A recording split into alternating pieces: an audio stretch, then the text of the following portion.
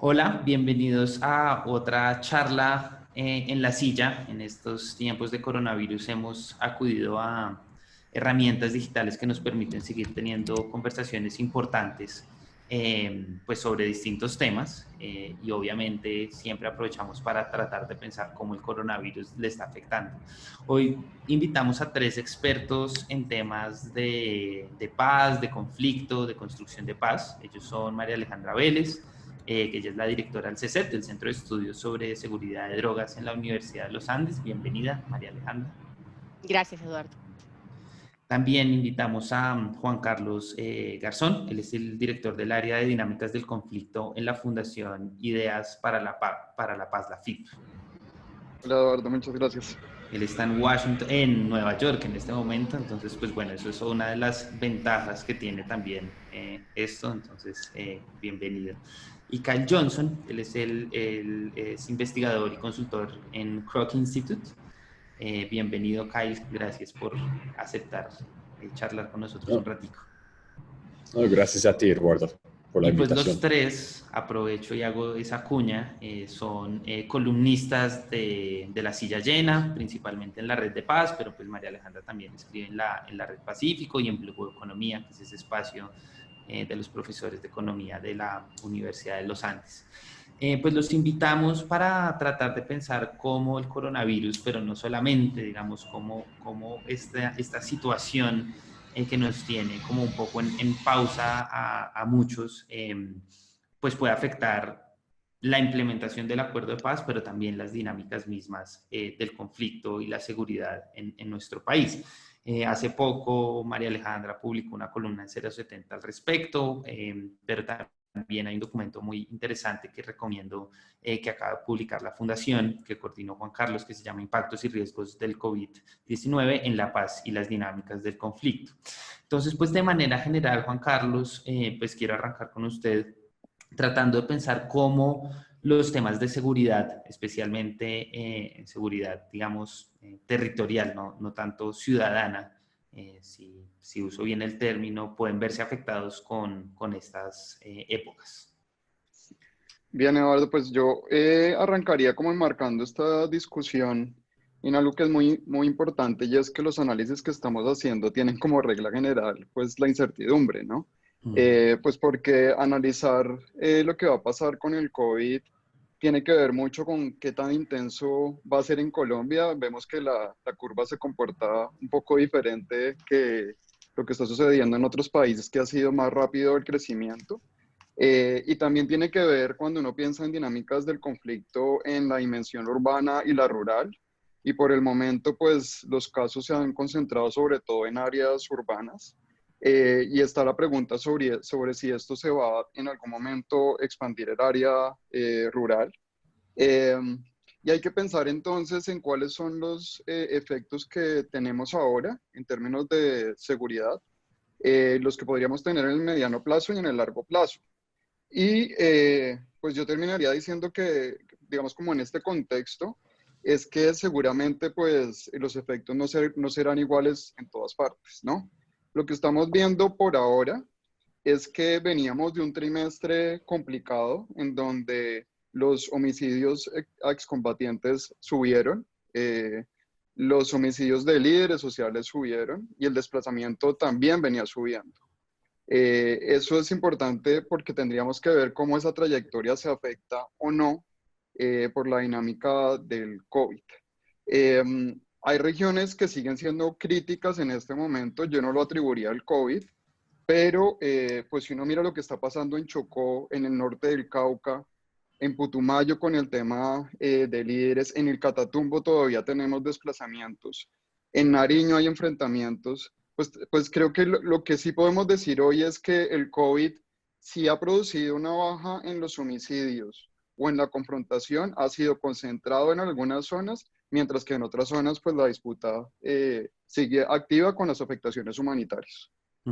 Mucho de eso tiene que ver con dinámicas de ilegalidad, ¿no? Tanto de cultivos de uso ilícito y narcotráfico, pero también en ese documento ustedes hablaban, Juan Carlos, de minería, particularmente en temas de oro. María Alejandra, eso es uno de los temas que pues justamente ustedes han prestado particular atención, cómo han visto esas dinámicas, obviamente bajo el supuesto que dice Juan Carlos, todavía esto es muy, muy incierto, muy especulativo, muy como tratando de entender la lógica que venía, como decía Juan Carlos, en aumento y cómo podría afectar esto de una u otra manera. ¿Cómo ve esas dinámicas de la ilegalidad, que finalmente es como un motor muy grande de la violencia en este contexto en particular? Sí, muy importante esa aclaración de Juan Carlos, y es que aquí estamos en un modo todavía especulativo, no hay datos gruesos sobre nada, así que no se puede atribuir con completa tranquilidad nada a la situación, pero pues podemos reflexionar y especular sobre lo que ya venía. En cuanto al tema de economías ilícitas y su relación, digamos, con el comportamiento de los grupos armados o el crimen organizado, lo que nosotros hemos venido analizando es que en principio las fuentes de financiación siguen sólidas y van a seguir siendo sólidas. Es decir, por ahora lo que se ve es que se debilitan las economías alternativas lícitas, y eso puede dar paso a que de hecho se consoliden o se sigan consolidando las economías ilícitas. Por ahora no se ha visto, lo que se ha visto es que están aumentando, por ejemplo, el precio de la cocaína en la calle, en Europa y en Estados Unidos. Si bien, digamos, algunas rutas de suministro pueden tener dificultades, pues yo creo que básicamente la ilegalidad se va a adaptar a esas nuevas circunstancias y va a poder llegar a seguir vendiendo los productos. Esto implica, entre otras, que se van a aumentar, digamos, los incentivos también de corrupción y de sobornos, etcétera. Los suministros, digamos, o los insumos para producir cocaína no creo que se vayan a afectar.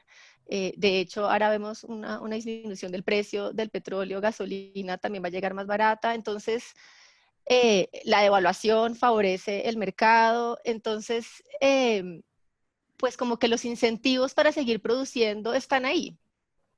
Eso implica que entonces las rentas de los grupos ilegales también van a estar ahí. Eh, eh, y el consumo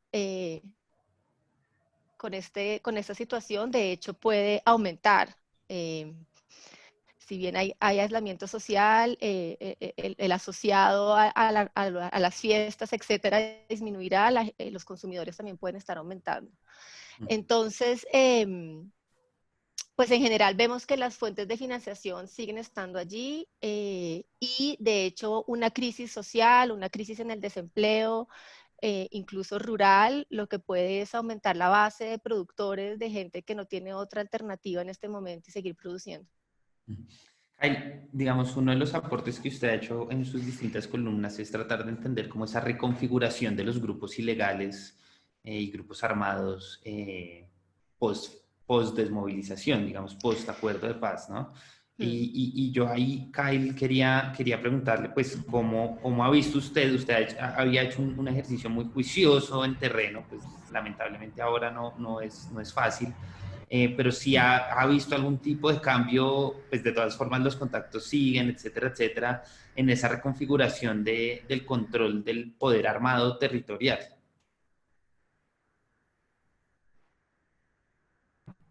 Yo creo que hay un solo, yo creo que hay un solo lugar donde se puede decir que hay un cambio, y realmente ese cambio creo viene desde incluso antes de la crisis del coronavirus, y esto es en el sector de Argelia y el Tambo en Cauca, donde hemos visto últimamente más enfrentamientos entre un grupo disidente, el Carlos Patiño, y el ELN, pero esa confrontación realmente viene de antes. El año pasado que ocurre en eso es que el coronavirus no juega un papel en cambiar esas dinámicas. Lo que el gran cambio y que yo veo que no son realmente reconfiguraciones, es un cambio en la relación entre grupos armados y la población civil, en que varios grupos en el país ven que prevenir que el coronavirus llegue a los territorios y obviamente llegue a sus filas es una oportunidad para tratar de ganar algo de legitimidad entre la población local. Ahí es donde, pues, al mismo tiempo, ese ejercicio ha implicado bastante violencia. Entonces, yo creo que lo que, en general, como mencionaba Juan Carlos, hay dinámicas que siguen. Putumayo, Nariño sigue la reconfiguración de Nariño, que tiene su propia dinámica, y el coronavirus no está jugando un gran papel. Esas confrontaciones siguen. Pero lo que sí es el gran cambio y puede influir más adelante, otra vez resaltando que seguimos en el mundo de especulación un poco, puede cambiar las dinámicas más adelante, es ese cambio en la relación entre el grupo armado y población local. Y eso sí lo hemos visto en Cauca, Nariño, Meta, Guaviare, distintos lugares y Arauca, donde los grupos están tratando de aprovechar del hecho de que el virus no ha llegado a comunidades rurales para luego decir no llegó acá por nosotros. Y eso es un factor clave a futuro, yo creo. Juan Carlos, ustedes también ahí mencionaban un tema del ELN, entonces hago insistencia en la misma pregunta, pero ese factor ELN que ahora declara un cese me parece muy interesante y sobre todo mirando hacia posibles o imposibles salidas negociadas, no sé. Sí, pues esto es muy interesante porque uno podría entender pues el COVID y la pandemia como una especie de shock para las dinámicas del conflicto y también para las dinámicas de la paz, que puede tener distintas repercusiones y tenemos antecedentes en el mundo, por ejemplo, grupos armados que después de un tsunami declaran una tregua, o después de un huracán o en medio del terremoto y sus consecuencias. Esto podría tener un impacto, digamos, en las lógicas de operación de varios grupos. Sobre eso hay antecedentes. Yo marcaría eso en el llamado del secretario general de Naciones Unidas a un cese, a una tregua por parte de los actores, y a eso responde el ELN, que declara un cese al fuego, que es por este mes, un cese al fuego unilateral, invitando al gobierno a que se sume al cese. Algunos actores se han entusiasmado, han visto de manera positiva esa señal y preguntándose si hay las posibilidades de que se abra un diálogo. Nosotros tenemos muchas reservas frente a eso, pero es muy importante entender este punto porque creo que aquí se empiezan a abrir unas conversaciones relevantes en términos humanitarios, no necesariamente de negociación política, pero sí la pregunta es si esto se alarga, si los impactos son mayores, pues finalmente, si no solamente el ELN se va a alargar su cese, sino que incluso el Alto Comisionado para la Paz ha invitado a grupos tan distintos como el Clan del Golfo o los Caparrapos a que se unan a la tregua, ¿no? Entonces, pues mi invitación es que veamos esto como este shock que puede tener consecuencias positivas en términos humanitarios sin que eso implique una negociación o un diálogo político, o que puede, en otro caso también, tener ahora una pausa, pero después tener un efecto rebote en donde incluso la confrontación se reactive cuando digamos, las medidas se flexibilicen un poco, ¿no? Entonces creo que ahí es donde hay que marcar pues, lo que está haciendo el ELN, que sin duda, pues el mayor beneficio es para las comunidades en sus zonas de influencia y el alivio que eso produce. María Alejandra, insisto en la pregunta porque me parece que es muy interesante entender esto dentro de esas lógicas de grupos armados, en particular, digamos, el ELN está como en primera página incluso de los medios de comunicación, pero pues no es lo único, ¿no? Lo que yo agregaría o reforzaría lo que hayan dicho es que, digamos que la posibilidad de que estos grupos armados se arraiguen más a la comunidad o que ejerzan, digamos, lo que se conoce como rebelocracia, como diría Ana Arjona, va a depender de su rol en esta pandemia. Es decir, van a apoyar, digamos, los lineamientos de salud pública, o en algunos casos no serán tan inteligentes y algunos pueden desviar recursos, ayudas humanitarias, van a dejar que las personas o el personal de salud lleguen a los territorios. Entonces también va a depender, digamos, este arraigo o legitimidad en los territorios, dependiendo de si hacen un buen manejo de la crisis o no. En el caso del ELN, obviamente, pues todos celebraremos el cese unilateral, porque como ya lo decía Juan Carlos, pues los más beneficiados son las comunidades que habitan estos territorios, y pues esto es una ayuda humanitaria sin duda. Que esto vaya a tener repercusiones en una futura negociación, pues está por verse, porque el Estado también está ocupado con las manos en otro lado, y la opinión pública también, ¿no? Así que yo creo que el ELN tendría que hacer un esfuerzo de, digamos, de llamar la atención y de hacer una propuesta muchísimo más interesante que en ausencia de la pandemia, porque en este momento, digamos que el Estado está de alguna manera distraído y con la capacidad colapsada por la pandemia. Entonces yo creo que pues no necesariamente este cese unilateral va a llegar, por supuesto, a desarrollarse en un acuerdo, y pues en los grupos armados en general o los grupos criminales en general en el territorio dependerá de cómo aborden esta crisis la reacción de la comunidad frente a sus acciones. Otra de las cosas que se mencionaba en ese documento que publicó la FIP fue un tema que veníamos hablando fuertemente antes del COVID, era el tema de la deforestación, asociada por supuesto a dinámicas del conflicto.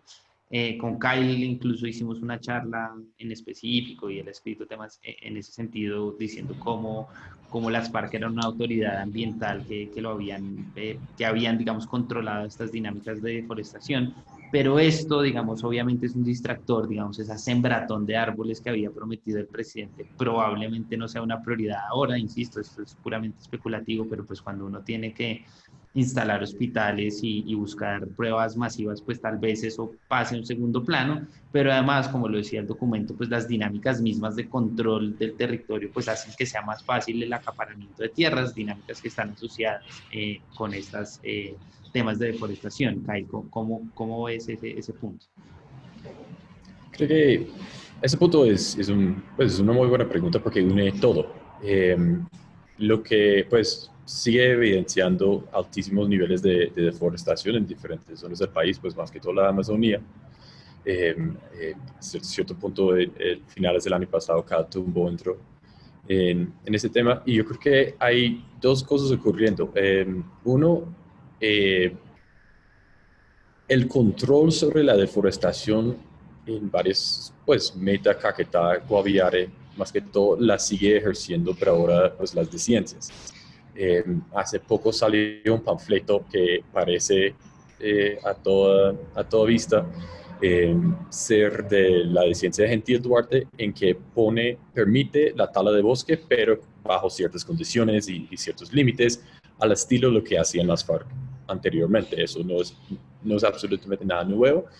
Y sí, básicamente mientras el Estado está mientras la deforestación no sea un problema principal para ese gobierno por la crisis, y si las dinámicas de conflicto a nivel local en términos de control social no cambian drásticamente, y pues la política sigue siendo bastante militarizada contra la deforestación, yo creo que esto va a seguir siendo un problema durante la crisis.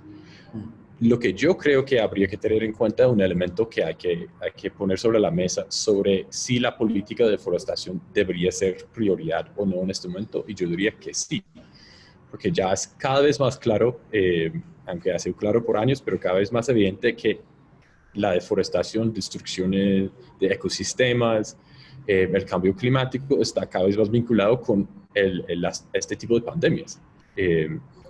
Y eso es algo que Colombia tendrá que tener en cuenta en su futuro, y para mí hay que tenerlo en cuenta desde ya, es que realmente esos temas son muy, muy vinculados. Y nos termina haciendo una llamada a ese hecho, a pensar en una política frente a la deforestación, pues un poco menos militarizada, un poco más vinculada con ese tema de salud pública, Pero en este momento lo que yo veo este año es si las dinámicas de control social, control político, etcétera, de gente como Gentil Duarte, los grupos de gentes en la Amazonía, más que todo, no cambian en el corto plazo, vamos a seguir con el mismo problema y como dices, puede o no ser una prioridad para el gobierno, aunque creo que lo que hace de COVID es decirnos que debería seguirlo siendo incluso durante la crisis.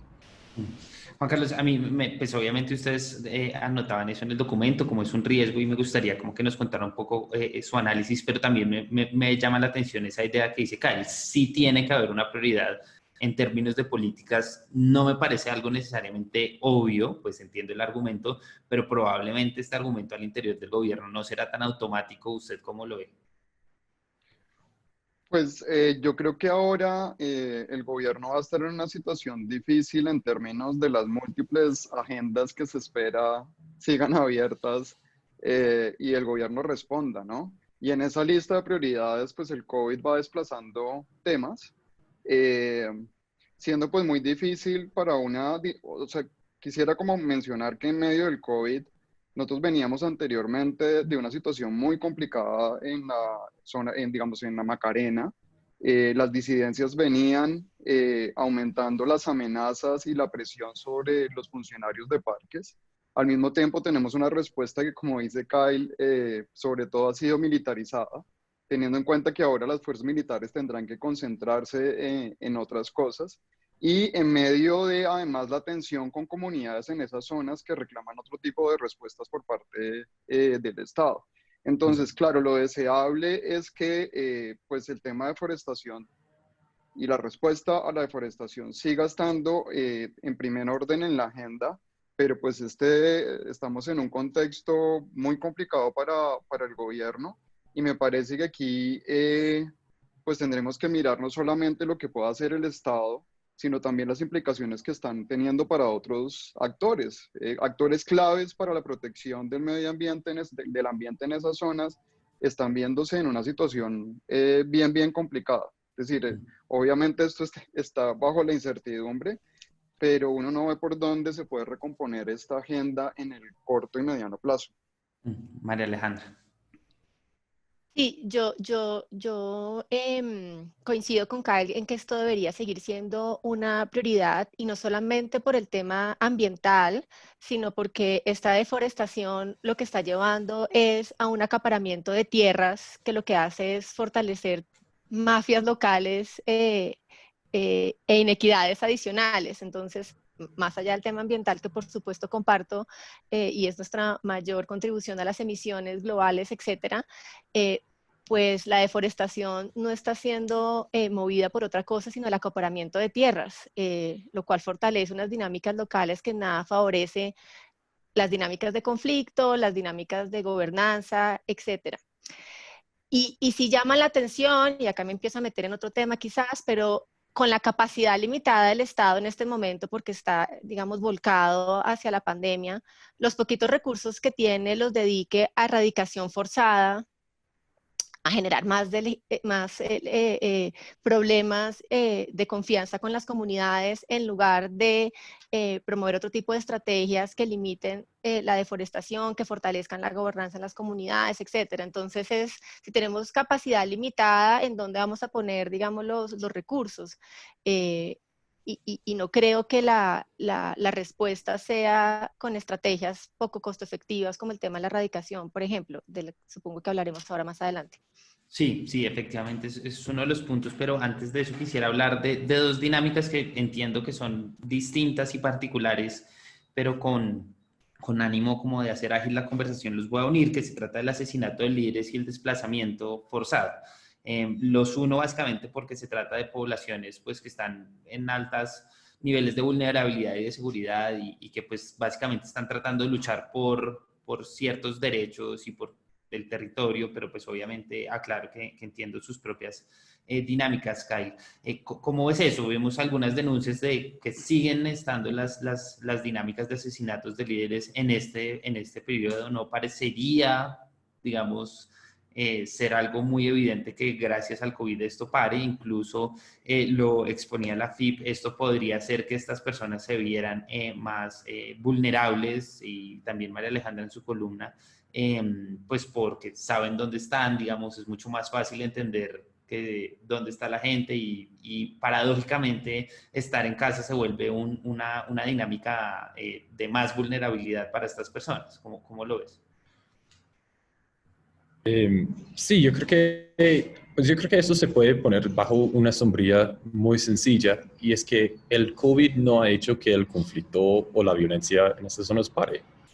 Y yo creo que no sé si hay, más allá del llamado a cese mundial, mucha razón para pensar que eso va a pasar, eh, salvo, eh, pues aunque a futuro dependerá en parte de las dinámicas del virus en las zonas afectadas por esta violencia. Pero sí, el desplazamiento ha seguido porque en algunas zonas pues los enfrentamientos siguen. Eso obviamente Nariño, Cauca, Chocó, y son zonas donde el COVID en sí pues casi no ha llegado. Pues según las cifras que tenemos, pues no hay casos en varias de estas zonas, como un municipio como Roberto Payán y Nariño, pues no tiene casos. Sin embargo, pues yo creo que a futuro, sí, pues es difícil decir qué va a pasar, pero sin duda el conflicto no ha parado. En cuanto a los líderes, yo creo que es lo mismo, un poco. Esas dinámicas de conflicto tienen tanto momentum desde el pasado y tienen tanta historia, y pues los casos de COVID no son tantos que esa dinámica puede seguir, y comparto completamente que los líderes van a estar en mayor riesgo, pero con otro factor, y es que los mecanismos de protección colectiva, especialmente esos mecanismos nacientes en algunas comunidades, más que todo campesinas, son más difíciles de activar con la cuarentena y la falta de comunicación que existe en muchos de estos lugares. Entonces yo creo que mientras esos conflictos, por ejemplo en el Bajo Putumayo, creo que es quizás el mejor ejemplo para decirlo, ese conflicto entre los dos grupos armados va a seguir, las acusaciones de que alguien pertenezca o sea la base social de otro va a seguir, y como mencionaron, porque la posibilidad de encontrar a alguien o proteger a alguien va a ser menor bajo la crisis, pero los intereses sobre el territorio no han cambiado para los grupos armados. Lo que puede que cambie en el futuro es su balance entre esos intereses y su respuesta al COVID o al tema del virus en el territorio en general, pero por ahora simplemente el conflicto o la violencia no ha parado. Juan Carlos. Pues allá hay varias cosas importantes, y es que efectivamente los líderes están preocupados. Nosotros tuvimos una reunión con varios líderes y la Comisión de Paz de la Cámara de Representantes, y ellos manifiestan que en este momento se sienten más vulnerables en medio del COVID. Lo segundo es que había una expectativa y se ha ido como trabajando en que las autoridades locales asuman más responsabilidades en este tema. Pero ahora las autoridades locales están en medio de elaborar sus planes de desarrollo, de responder por las emergencias locales, el tema de las ayudas. Digamos, hoy las autoridades locales están muy cargadas de temas, y eso hace que este diálogo que se había empezado como a desarrollar sea mucho más difícil en términos de cuál es la expectativa que tenemos hoy, que municipios de categoría 5 y 6 se pongan, digamos, como muchas agendas, a jalonar de muchas agendas, y me parece que hay un espacio pues de vulnerabilidad. Y en cuanto a los desplazamientos, pues esto está muy ligado a las disputas. Es especialmente preocupante lo que pasa en el Chocó, porque pues fíjense que a pesar de la tregua declarada por el ELN, o en el contexto de la tregua declarada por el ELN, los desplazamientos en Chocó continúan, pues porque la confrontación con el Clan del Golfo continúa, ¿no? O las autodefensas gaitanistas de Colombia, como las queramos llamar. Eso está. Entonces hay dinámicas que siguen, pues sí, la nota ahí que creo que hay que hacerle, como prestarle mucha atención, es en términos de los impactos, de las capacidades que tienen las instituciones locales para responder a esta no nueva dinámica, pero para responder como a múltiples agendas con pocos recursos y también pues con la presión del tiempo. María Alejandra. Y yo ahí agregaría dos cosas, y además de la preocupación de los líderes sociales, yo creo que otra población que en este contexto puede ser muy vulnerable es, digamos, todos los desmovilizados en zonas urbanas y en zonas rurales, que también pueden ser, digamos, un foco, digamos, de violencia. Y ahí yo creo que tanto para desmovilizados, pero como para líderes sociales, pues es el momento de diseñar una estrategia de contingencia más allá de evacuarlos, de cómo se puede abordar este problema. No sé, en el caso de la violencia intrafamiliar contra las mujeres, pues se activaron, se aumentó la capacidad de la línea púrpura en Bogotá, se montaron las casas de refugio, y haciendo un paralelo, creo que es necesario una estrategia de contingencia que, si bien era un tema que venía antes de la pandemia, pues por las razones que ya dijeron los demás, pues se puede aumentar. Entonces necesitamos como una estrategia ahí.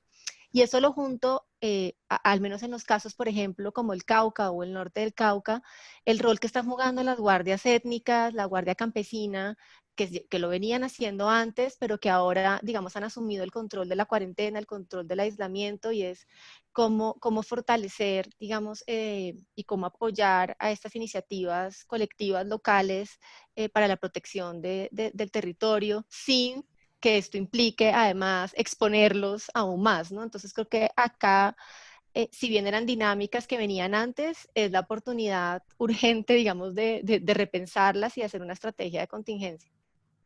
Yo quiero cerrar con un tema muy amplio, pues que tiene mucho que ver con lo que hemos hablado, pero quisiera pensarlo en concreto hacia la implementación de los acuerdos entre el gobierno y las FARC. Y eso pasa por muchos temas, por supuesto, pero pues de manera general uno puede entender pues cómo se va a implementar toda la estrategia en municipios PEDET, todo el tema efectivo, como decía María Alejandra, de reinserción de excombatientes, todo el tema de sustitución y una política de drogas que veníamos viendo y contando, pues Juan Carlos y María Alejandra Las Sillas, sobre toda esta presión del glifosato y de la aspersión aérea como una forma, digamos, que se considera por parte del gobierno efectiva para combatirlo, pero también obviamente esto pasa por un tema de plata, ¿no? Y cuando uno ve que, según muchas proyecciones, vamos a enfrentar una crisis como no se veía desde la Segunda Guerra Mundial, desde los 30, también en la gran recesión, digámoslo, pues uno sí ve cómo esto finalmente pues se ve como una agenda que, si bien no venía siendo del todo prioritaria, como lo hemos reportado en algunos informes de La Silla, por lo menos en términos de presupuesto, pues ahora pues parecería una excusa bastante válida, por lo menos para pensar que los recursos no son ahí prioritarios. Juan Carlos, le quiero dar la palabra primero y a Kyle luego porque él hace seguimiento a esto desde Krug, un poquito como para dejarlo tomar un poquito de distancia. Bueno, pues tenemos ahora, en este momento, las medidas se están concentrando como en medidas de emergencia. De hecho, se están tomando la Alta Consejería para la Estabilización, la Oficina de Archila toma medidas en términos de qué hacer con la población que está en proceso de reincorporación, toma medidas en términos del programa del PENIS, del programa de sustitución, mantener los pagos. Es decir, son unas medidas como de muy de corto plazo, mientras que al parecer lo otro, la aspiración es que siga de manera virtual hasta que esto, digamos, se recomponga de alguna manera, teniendo la incertidumbre de no se sabe muy bien cuándo pasará esto. Entonces yo creo que aquí hay como tres temas claves cuando uno piensa en la paz. Usted ya dijo el tema de recursos. Por ejemplo, si hoy intentáramos responder si es posible cumplir a las familias que están en el PENIS, recibiríamos por parte del programa, la primera afirmación sería, dependo de la plata que me den, que si ya estaba embolatada antes, pues ahora será más difícil. Lo segundo, yo diría que también es el tema de expectativas, es decir, cómo esto va a generar o va a moldear las expectativas alrededor de la paz y qué tantos sectores van a estar todavía como movilizándose alrededor de esto. Y eso se junta con algo que yo creo que va a ser inevitable, y es que la agenda de la paz se va a juntar con la agenda social. Es decir, cuando salgamos de esto, en realidad vamos a estar en un momento de necesidades y de atención en los territorios, en donde el gobierno va a tener que ya no tener por separado la agenda PEDET, la agenda PENID, la agenda, sino que la aspiración es que esto finalmente confluya en la transformación territorial, ¿no? Entonces, y hay un reto muy grande en términos no solamente del ejercicio de decir está cumpliendo o no está cumpliendo, que nos podría dar una idea como de la temperatura de la implementación del acuerdo, pero hay que preguntarse por la sensación térmica, ¿no? Lo que la gente está sintiendo del proceso. Y creo que por más esfuerzos que se hagan con la virtualidad, el gran reto es cómo mantener a la gente conectada con el proceso, cómo reconectarla incluso en lugares en donde si vemos los índices de conectividad de las zonas PEDET, hay unos que esto que estamos haciendo nosotros es difícil, es casi imposible hacerlo, ¿no? Si uno quiere, digamos, como tener información de esas zonas. Entonces, pues ojalá que esto, finalmente la curva de alguna manera yo no sé cómo llamarlo, la situación se normalice un poco y que se logre reconectar algunos procesos, pero me parece que los puntos críticos vienen por el punto, digamos, el tema financiero y la expectativa en términos de las necesidades de esas comunidades y lo que se espera cómo el Estado responda ante una situación muy difícil en términos económicos y sociales. María Alejandra. Sí, nuevamente, si ya teníamos restricciones en el presupuesto para cumplir los acuerdos a los que se llegaron en el PENIS con las familias que se inscribieron, pues ahora esas restricciones presupuestales van a ser más severas. Sin embargo, y como ya lo dije antes, me parece que esta es la oportunidad, sería el momento de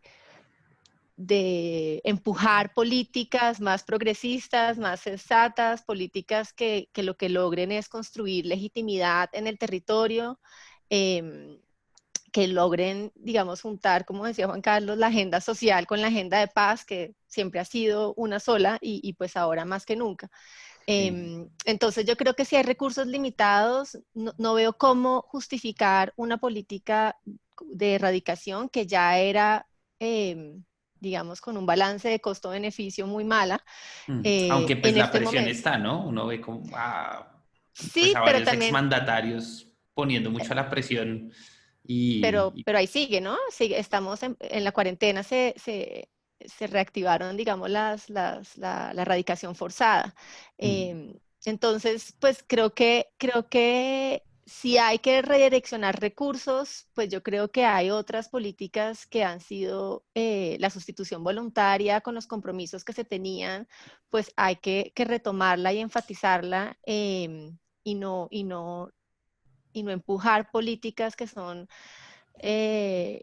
regresivas en cuanto al proceso de construcción social y del contrato social en las comunidades. Entonces, pues esto no es un tema asociado a la pandemia, pero más aún ahora, donde va a haber una crisis en la economía, una crisis social, pues es el momento de empujar unas políticas más sensibles en ese sentido. Pues bueno, yo lamentablemente el tiempo se nos acaba. Esto es un tema que por supuesto pues es un poco un abrebocas a pensar en una situación mucho más compleja. Pues le quiero dar las gracias a los tres, a María Alejandra, a Kaelia y a Juan Carlos. No sin antes agradecer a la CAS que permitió esta charla y no sin antes recomendar que se metan a las distintas páginas de ellos tres en La Silla, pero también en otros lugares donde escriben, como en 070, incluso a la misma página de la Fundación Ideas para la Paz, porque este tema es muy complejo y creo que es muy importante entender cómo las distintas implicaciones que realmente están en juego, pues venían en juego, pero con esta crisis pues se ponen pues a flor de piel. Muchas gracias a los tres y pues nos vemos en otra charla virtual de La Silla. Gracias. Muchas Gracias, gracias. Eduardo.